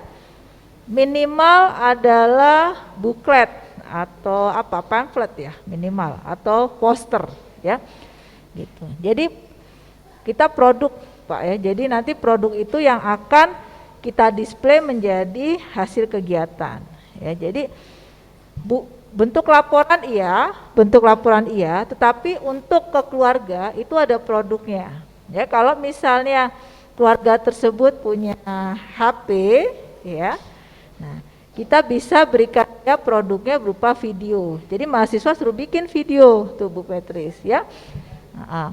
Video terserah, video misalnya kasus masalahnya apa, misalnya susah menyusui masih ASI. Nah itu berarti videonya kan ASI ya, bagaimana cara pakai ASI. Atau anaknya usianya 3 tahun, berarti cara makan untuk usia 3 tahun. Tapi bentuk video kalau dia punya HP. Kalau dia tidak ada HP-nya berarti dia dalam bentuk poster ya. Dipajang itu di rumahnya, poster kebersihan rumah, poster cuci tangan. Nah, nanti kita sudah buat ya Bapak Ibu konten itu boleh sama. Konten harus ambil dari sumber resmi. Konten ya Bapak Ibu. Tetapi layoutnya itu harus produk sendiri. Ya, jadi misalnya menyusui ASI yang benar. Nah, itu kan kontennya punya Kemenkes yang ada. Nah, itu harus diambil dari konten sumbernya yang benar. Layoutnya harus kreasi mahasiswa. Nah, itu. Nanti kita sudah buat formatnya. Jadi itulah produk. Jadi produknya bukan hanya laporan, tetapi ada yang diberikan kepada keluarga. Ya, seperti itu. Nah, itu nanti yang kita dalam waktu kurang lebih 3 hari ya sebelum seminar. Jadi mahasiswa kita push membuat. Tapi saya yakin kok mahasiswa itu idenya banyak untuk membuat model seperti ini. Terserah videonya itu kayak bentuk parodi atau bentuknya. Kemudian terakhir seminar hasil ya. Nah, ini nanti seminar hasil salah satu pakar ya, tim pakar harus hadir ya. Oke. Ya. Demikian Bapak Ibu 6 bagian dari kegiatan PKLK ya. Oke, lanjut. Nah, ini besok teorinya ya, hari ini hari pertama, hari kedua simulasi ya Bapak Ibu. 100 mahasiswa kita akan briefing dulu, nanti dosen juga. Kemudian saya salah ya, luring ya Mas datang. Kemudian nanti sebagian karena probandusnya kita itu hanya 10, jadi nanti 10 tanya jawab dengan probandus, 10 diskusi dulu ya mengenai kasus. Kemudian setelah itu dibalik. Kemudian refleksi ya mengenai kegiatan ini, bagaimana caranya mencari masalah, menemukan masalah secara tim interprofesional. Lanjut, bagian ketiga. Nah ini besok ada ya dari Kabid Kesmas, Dinkes, BKKBN ya mengenai penanggulangan stunting. Kemudian Bu Heni evaluasi simulasi, kemudian persiapan kuesioner dan penggunaan evaluasi pemantauan mahasiswa ya. Kemudian selanjutnya, nah di 8 ini ya kita akan mencoba mempraktekkan ya penyusunan teknik dan sebagainya dari kegiatan besok setelah dapat kasus. Kemudian lanjut di daring ya Bapak Ibu. Kemudian pelaksanaan ya 9 Desember turun ke lapangan. Ya tanggal 9 turun ya Bu ya. 9 Desember apa 10 ya? Nanti dicek ya. 8 sudah turun ya? Oh 8 sudah turun.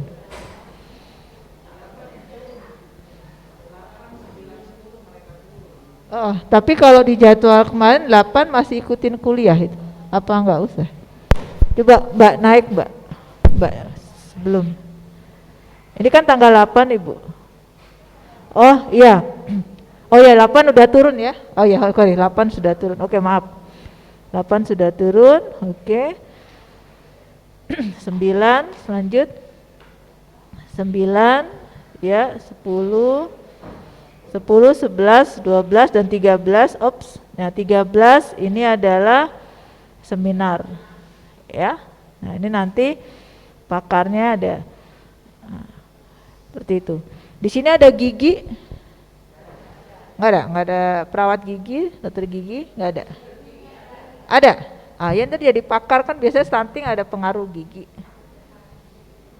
Nggak apa-apa Bu Metis, jadi dia dijadikan pakar kan terlibat nanti. Kalau takutnya ada masalah gigi kan, kesehatan gigi atau masalah gigi pada gangguan. Daring aja kan kalau memungkinkan ya. Iya. Daring. Oke, ya lanjut. Mau istirahat atau lanjut? Oh enggak, tim iya, berdasarkan tim. Masuknya tim 5. Mendampingi 5 mahasiswa yang turun.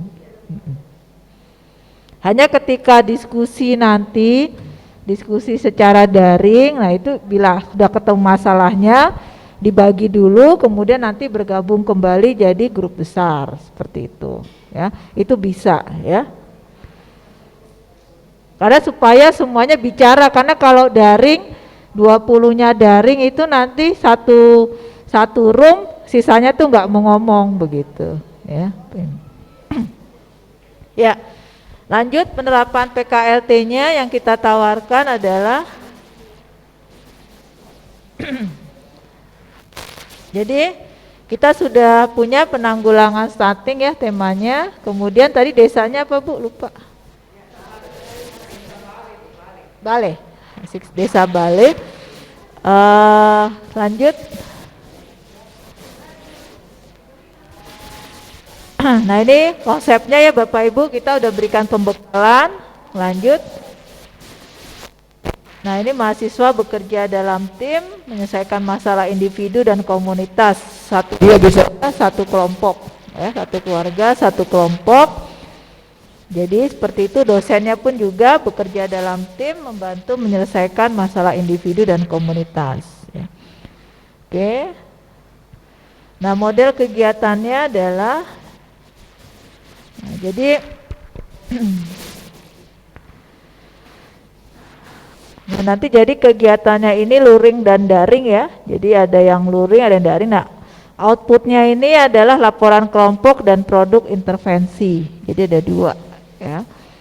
Nah, ini kalau produk intervensinya ini memang original, Jika sudah nah itu bisa dihaki ya. Biasanya kita jadi haki itu kadang-kadang dapat satu tuh bagus ya. Jadi dia punya video atau apa yang bagus, unik gitu ya mahasiswa. Apakah evaluasinya dalam bentuk ujian MCQ untuk semua dan penilaian kelompok ya. Nah, ini sama.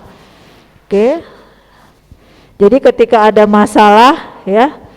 Nah, ini ditetapkan masalahnya, analisis penyebab masalah. Nah, ini analisis penyebab masalahnya mau seperti apa Bapak Ibu, apakah sistem scoring atau kuantitatif atau kualitatif. Nah, ini nanti teman-teman tinggal dosen yang menentukan ya. Yang penting bagi kita ada penentuan masalah ya. Apakah secara kualitatif yaitu kesepakatan atau kuantitatif dihitung pakai metode scoring ya, seperti itu. Kalau kami sih biasanya kualitatif. Jadi memang masalahnya penting tapi mahasiswa nggak bisa intervensi, itu enggak. Masalahnya sederhana tapi mahasiswa bisa intervensi, nah itu kita yang ambil gitu ya. Jadi itu yang menjadi pertimbangan penyelesaian masalah intervensi. Nah, kemudian bila diperlukan diskusi dengan pakar, kemudian ada rencana solusinya, modelnya seperti apa, dan kemudian presentasi. Nah, intervensi ini bisa saja dilaksanakan, diterapkan, atau baru menjadi suatu wacana tapi sudah ada produk. Ya, karena kan waktunya terbatas ya Bapak Ibu ya, misalnya belum sempat ke lapangan lagi karena waktunya terbatas tapi sudah ada produk ya. Nah, ini juga kita juga pernah Bapak Ibu, jadi mahasiswa itu kadang-kadang kembali sendiri ya ke rumah warganya untuk menyampaikan hasil intervensinya secara volunteer ya. Jadi tidak kita tugaskan tapi dia datang sendiri. Oke, lanjut. Ini sama, lanjut. Nah, ini jadi nanti kan mahasiswa ini yang di UIN Bapak Ibu ya, ini simulasi. Nah, ini di atas ini yang di lapangan. Ya, jadi kalau di UIN 2 mahasiswa turun ke lapangan ya. 2 orang turun wawancara, ambil data, kemudian ketemu dengan anggota timnya lain, presentasi nih yang 2 orang ini di depan teman-temannya. Ya, ini datanya kita dapat ini seperti itu ya. Kata temennya, ini kurang nih pertanyaannya, harusnya ada ini catat, ntar turun lagi seperti itu. Ya, jadi kadang-kadang turun nggak cuma sekali, 2 sampai 3 kali, karena kan ada mungkin data yang penting tapi tidak ditanyakan. Ya. Oke, lanjut. Nah, ini kalau simulasinya seperti ini ya. Kemudian, nah ini SP ya, SP-nya jadi pasiennya nanya, lanjut. Nah, ini ketika di lapangan ya. Nah, ini di lapangan ya mereka diskusi, nanti baru kemudian kembali ya, seperti itu. Nah, ini model kita sama, sederhana ya. Jadi mahasiswa semua ini pegang form ya Bapak Ibu ya, memegang form yang sama.